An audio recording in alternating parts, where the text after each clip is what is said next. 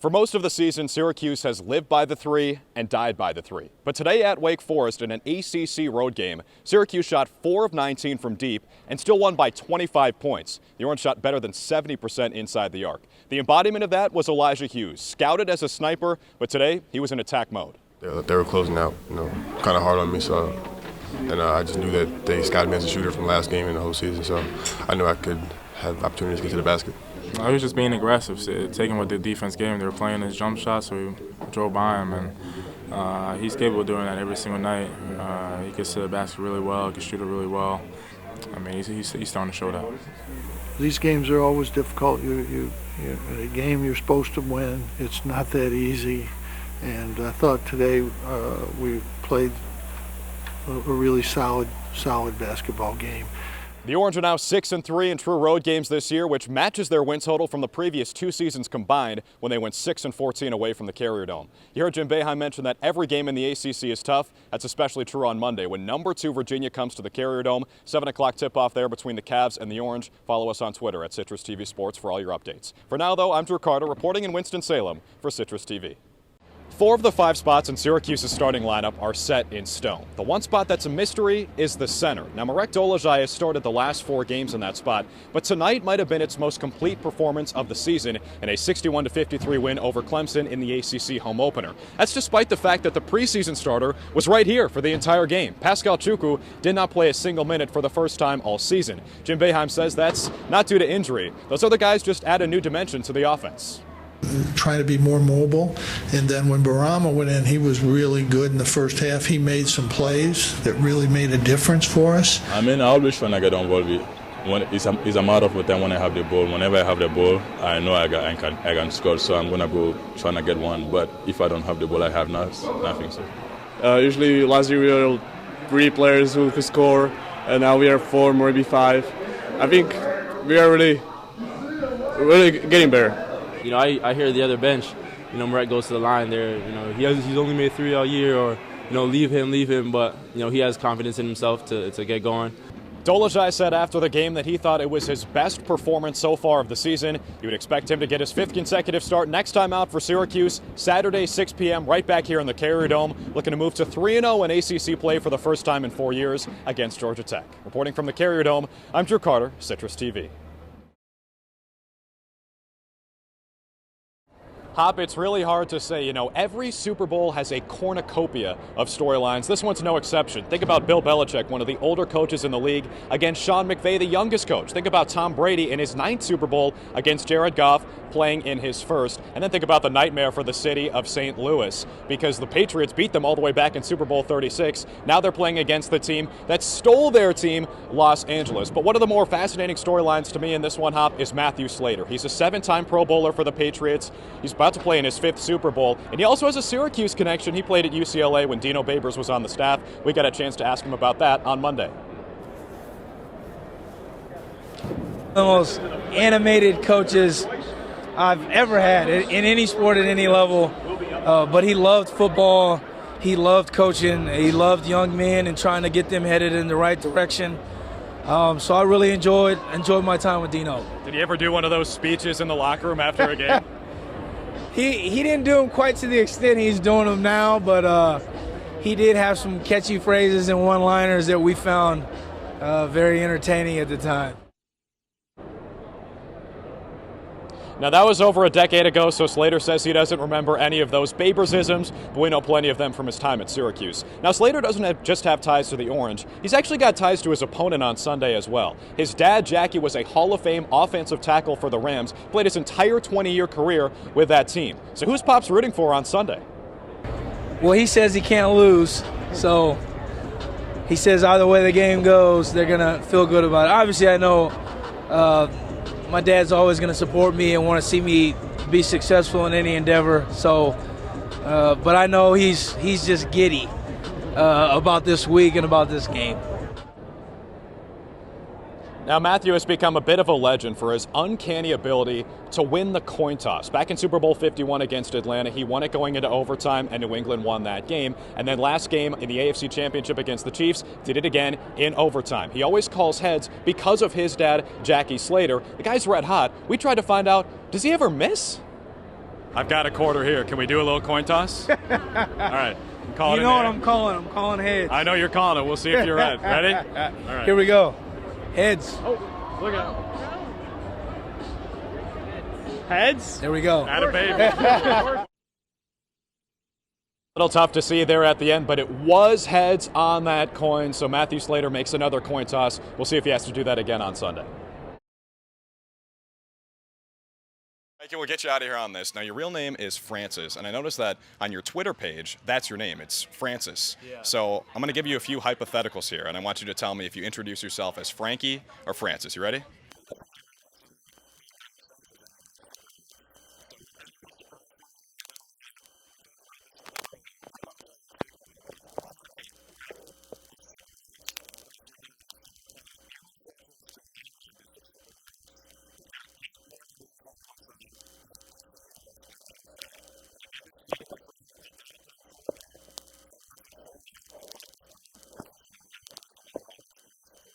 Double A's pitcher Jake Irvin here with us. Now, earlier I said you're from Minnesota. You're actually one of 3 guys from Minnesota on this team, and I also happen to be from Minnesota, just a disclaimer here. So are you surprised that there are 3 Minnesota guys on the same team? I really was. He's obviously a super good athlete, but you're not too bad yourself. If you play Kyler Murray one-on-one in basketball, who's winning? I always would go with me.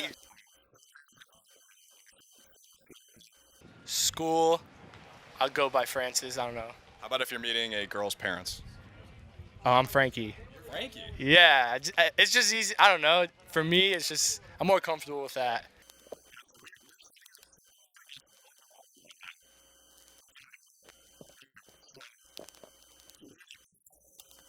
You're actually the only Vikings fan on the team. Rhino's a Giants fan, and Tap is a Packers fan. Yeah. How can you let him get away with that? We talked a little bit about it yesterday, you know. Probably the worst fans in sports are Packers fans that are from Minnesota. Oh, yes. Yeah. And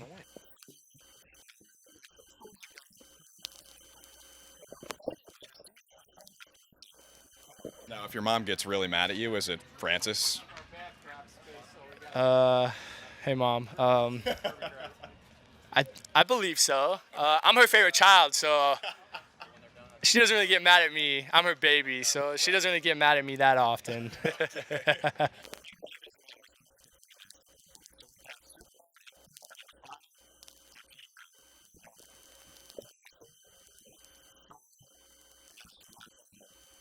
All right, it's Wednesday. We're 2 days out from opening day, trying to interview the groundskeeper, Brian Rhodes, and we agreed to do the interview, but it looks like he is mowing the lawn right now. I know he's kind of camera shy, so let's go try to track him down here. Let's go. Because you are on Twitter, yes. But there's something missing from your Twitter profile. You don't have a picture. So we're going to fix that right now. Oh, let's get you a picture. Can you pull out your cell phone? Yeah. Let's take a selfie. Oh, right here in the merch booth.